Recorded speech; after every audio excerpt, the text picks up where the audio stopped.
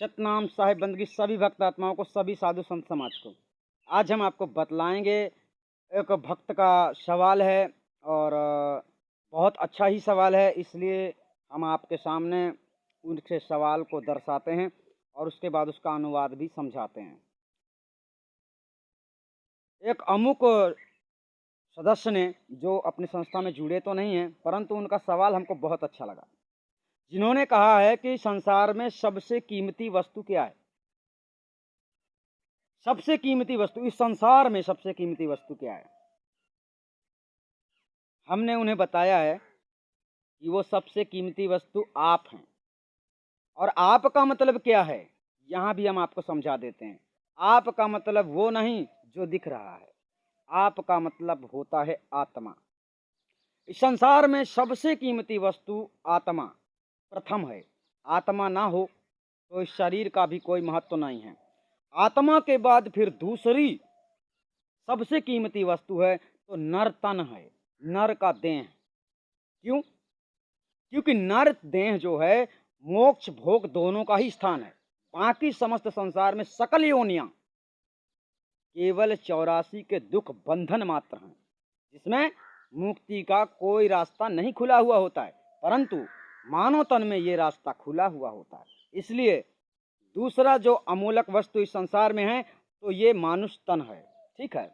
और मानुष तन में फिर सबसे बड़ी कीमती चीज क्या होती है? मानुष तन में फिर सबसे बड़ी चीज होती है उसके साथ चलने वाला एक सही समय, यानी वो समय का चक्र जो है। एक संगीत गाने वाले ने बहुत विस्तार से गाया है, समय का पहिया चलता जाए रे, है ना। तो इस तरह से सद्गुरु ने भी समझाया है, अपनी वाणियों में भी बताया है कि समय को भरोसा ना ही कभी पलटी मार जाए। इसलिए मनुष्य को चेतना चाहिए, समझना चाहिए। जब जो वस्तु सामने आ जाए, अगर जरूरत है तो उसे प्राप्त करने का जल्द ही प्रयास करना चाहिए, क्योंकि दुनिया में लेने वाले बहुत पड़े हैं, खत्म भी हो सकता है। परंतु एक ऐसी वस्तु है जो आपके पास है, यानी कि आपके अंदर विचार, जो विचार शक्ति है, आपके मन बुद्धि की सहायता से जो आप संसार में करते हो, सत्कर्म करते हो, दुष्कर्म करते हो, ये तो आपके ऊपर निर्भर है। लेकिन समय जो होता है वो सबके साथ बराबर चलता है। समय अमूल इसलिए होता है, समय कीमती इसलिए होता है क्योंकि समय वापस नहीं आता है। धन दौलत जा सकता है, आ भी सकता है, जाता भी है, आता भी है। अनेक प्रकार से मनुष्य धन को खोजने के लिए, धन को प्राप्त करने के लिए बहुत भारी परिश्रम करते हैं, और धन के बिना इस संसार में किसी का भी गुजारा नहीं हो सकता। चाहे वो मंदिर का पुजारी हो, चाहे वो गुरुद्वारा का गुरु हो, चाहे वो घर में रहने वाला भक्त कोई शिष्य हो, हर कोई। इसलिए धन दौलत में लेन देन, आना जाना, ये सब कुछ अति आवश्यक है, परंतु सबकी एक मर्यादाएं होती हैं।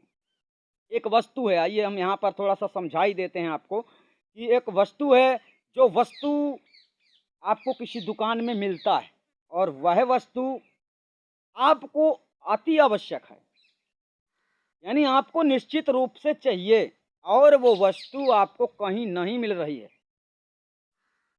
तो सामने वाला आपको, अगर वो वस्तु 5 रुपए की है, अगर वो आपको 5000 में दे रहा है और आपको अति आवश्यक है, तो आप उसके बताए अनुसार कीमत में ही ले सकते हो। क्यों? क्योंकि उस पर कोई ऑब्जेक्शन नहीं खड़ा कर सकता है, क्योंकि वो दुकानदार है।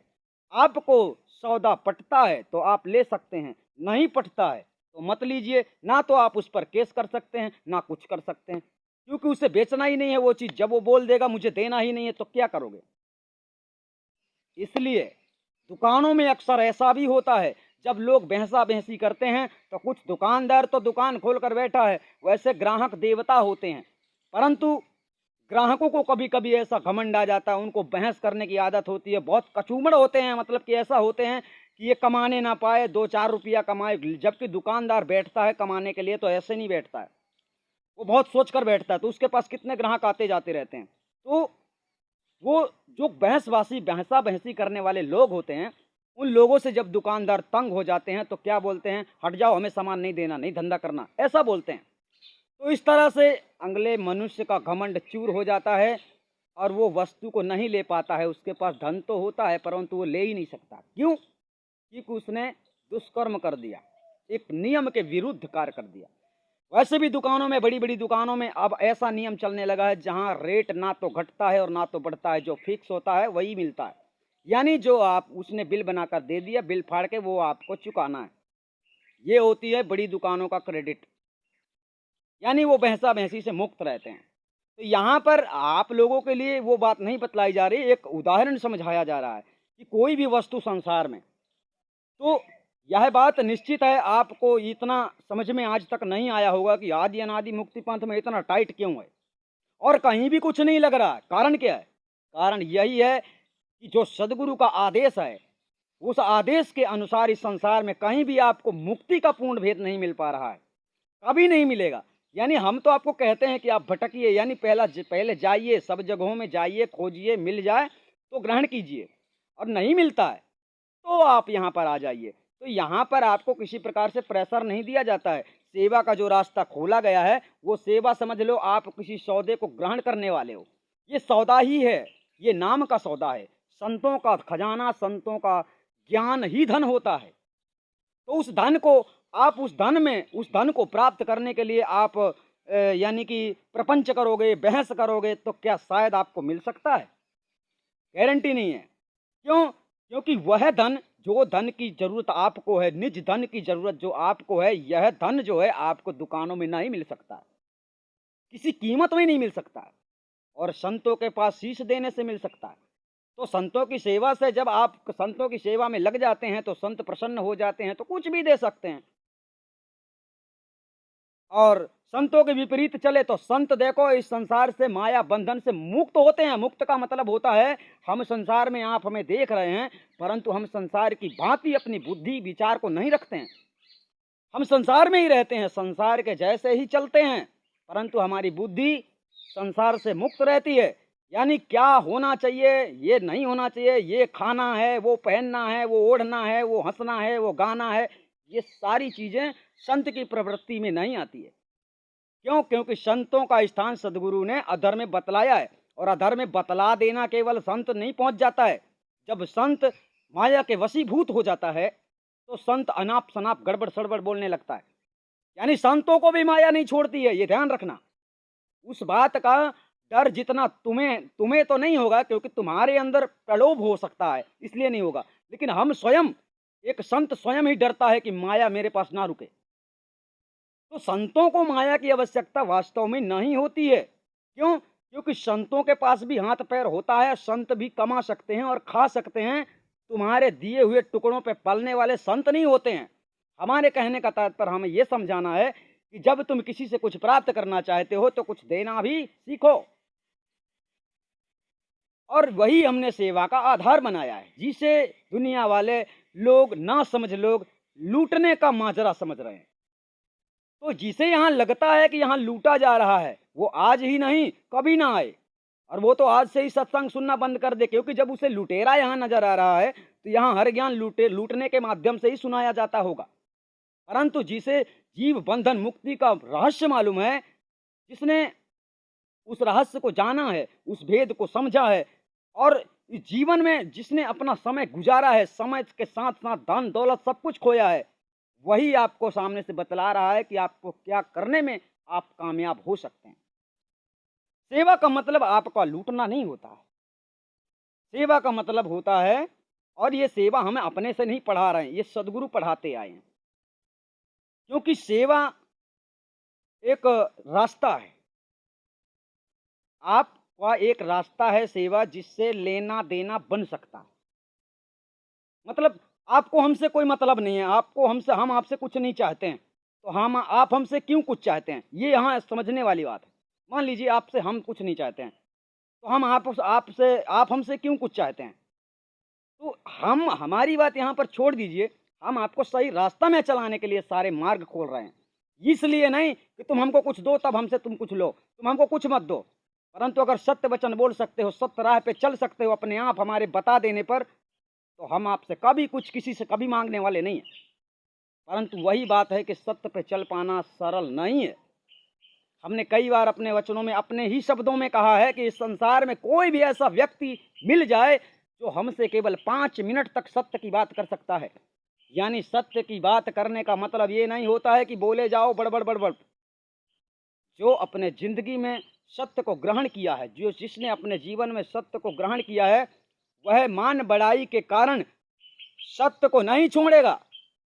जिसने सत्य को धारण कर लिया है, क्योंकि मान बढ़ाई भी मनुष्य को गिरा देती है। ये धन दौलत से भी ऊंची होती है। मान बढ़ाई की कुर्सी धन दौलत से भी ऊंची होती है। यहाँ धन दौलत जिसके है तो उसका नाम बड़ा है। अब उस नाम को वो नीचे ना गिरने पाए, इसलिए लोग उल्टे सीधे कर्म करके उसके खिलाफ बोलने वाले लोगों को मरवा देते हैं। ये संसार के गूढ़ रहस्य हैं जिसे लोग ही समझते हैं। जो रास्ते पे चलता है वही जानता है। तो इस संसार में आपको डिगाने के लिए निरंजन क्या क्या कर सकता है ये आपको पता है। ये खेल नहीं है। आप चलो हम छूट दे देते हैं तो आप सब कुछ अपना बचा सकते हो, लेकिन आप अपना सब कुछ खो दोगे, क्योंकि हम आपको रस्सी से बांधकर नहीं ले जाने वाले हैं सतलोक।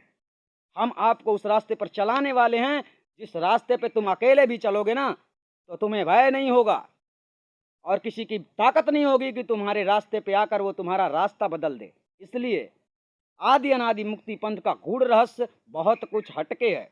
इसलिए आप लोगों को समझना है और स्वयं ही समझना है। हमारे जबरदस्ती कहने पर नहीं, हमारे बोलने पर भी शब्द मंथन करना है।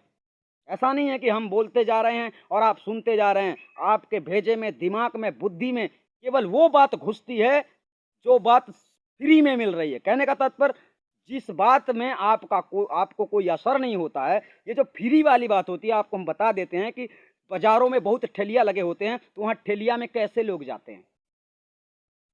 कंजूस लोग जाते हैं, जिनको 20 रुपए की चप्पल चाहिए, 10 रुपए का जूता चाहिए, 15 रुपए का कपड़ा चाहिए। कैसे लोग जाते हैं?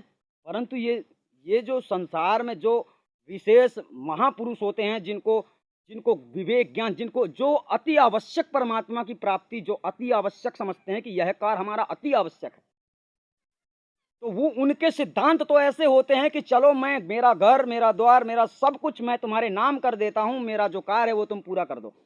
ये सदगुरु ने अपने सिद्धांत में बतलाया है कि शीश दिए जो गुरु मिले तो भी सस्ता जान।